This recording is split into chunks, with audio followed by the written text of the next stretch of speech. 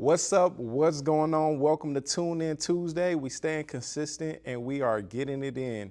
I'm here today to share with you how to increase mental and emotional well-being. This will change your life. I wish that I had this when I was younger, when I was 18, 19, 20, 21, early 20s. I wish I had this. If I had this, I wouldn't have been able to grow in success, be focused and not be hindered at all, because what I'm going to share with you today is how to not be attached to things outside of yourself, how to not allow outside influences to deter you. Sometimes we want things and sometimes we want to accomplish things, and things could look good, and then one day we wake up to some bad news or something happens and it deters us when it doesn't have to. You have the power to control that. And I'm going to share with you exactly how in this video. So I want you to get comfortable. We're only going to go on for about 6 more minutes now. We're about a minute in, and let's go ahead and get into it. So again, the reason why you struggle emotionally as well as mentally is because of a thing called emotional reactivity. And what that means is whenever you hear some bad news, think about when you were in high school, your first heartbreak or whatever. Think about how it made you feel, the overwhelm of emotions, the thoughts, the self-talk that changed, you feeling not good enough, you just being overwhelmed by negative emotions. This happens more than you probably realize, but what will help you realize when this takes place is the next time you get bad news, notice how it makes you feel. This could be helpless, powerless, angry. The next time something goes on, notice to how you feel and just accept it. Allow it to flow. Do not react to it. Meaning, once you feel this way, don't allow your mind to escape your body. Right? Don't allow it to run freely and go into this mode of anxiety, because that's when you lose. That is the moment that you become attached to something, or attached to the bad news, or attached to, someone that is trying to steal your energy. Again, we have all these things outside of us trying to deter us and steal our energy, but it cannot steal our energy if we do not allow it to. And so when you get emotional and things like this, just accept how you feel, accept what is happening, accept what is going on, and take a back seat and allow these things to flow, allow these things to pass, so that you reduce the reactivity, that knee-jerking response that creates a memorable moment in your nervous system. This is how you beat this. This is how you not allow it to ruin your day, your week, your month. It just falls off like water. That is how you do that, okay? Watch your emotional reactivity to bad news, or things that cause negative responses in your body, okay? Just notice it, allow it to be there, and be one with it, okay? Step 2 in this video, what I want to speak to you about is setting boundaries. My God, if I had this when I was younger, my life would have been a lot better. My experience in life would have been a lot better. Luckily for you, you get this cheat code, okay? So again, when it comes to boundaries, what are boundaries?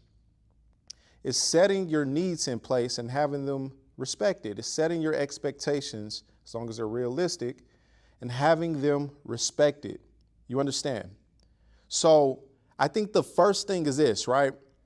It's 3 parts I want to go into when we're speaking about boundaries and boundary setting, okay? And step 1 is going to be you recognizing what the boundary is, right? And there's many different boundaries. You have physical, there's self-love, there's privacy, there's all types of boundaries that you can set. I will recommend that you familiarize yourself with it, right? Just like your emotions or anything else. The more that you familiarize yourself or educate yourself about it, it's easier to recognize when it pops up and you can label it. And once we label it, we can step into part two, which is simply expressing it, right? So how do we express it? This is where me, myself, failed miserably, and I see a lot of other people failing miserably at when it comes to being able to have a free state of mind and be free emotionally is they do not communicate and express their boundaries assertively. They do not express and communicate their boundaries assertively. How do you do it assertively?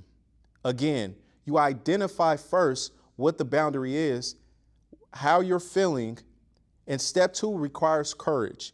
It requires you to approach the person and let them know what the boundary is.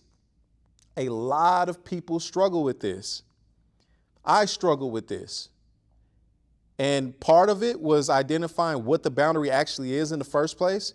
Reason why I said educate yourself on all the different type of boundaries so you can call it out. And then you can work on conjuring up the courage to express it. But it's easier to conjure up the courage to express it once you're educated on it. Okay? That's where the ultimate confidence is going to come about, is you knowing. And you can approach the person real simply. It doesn't have to be rude. And just say, you begin with I statements. All assertiveness begins with I. I feel, I don't like, I think this is a better way to approach the situation. And this is how you're going to gain respect. If it becomes a problem about respect and things like that, hopefully it doesn't. But if it does, there must be some type of consequence for the other party. Again, this is how you're also able to walk into something with ultimate confidence. Okay, it's covering both ends. It's knowing how you feel, conjuring up the courage to express and deliver to that person, using the I statements, and being very presentable with that, and hopefully that they, are an understanding person or whatever. And it could be that. But if not,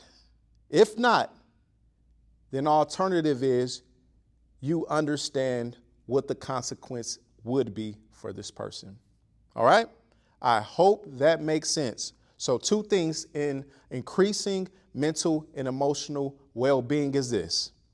Do not get attached emotionally to things. How you do that is you watch your emotional reactivity to bad news, things that draw emotions and a response out of you.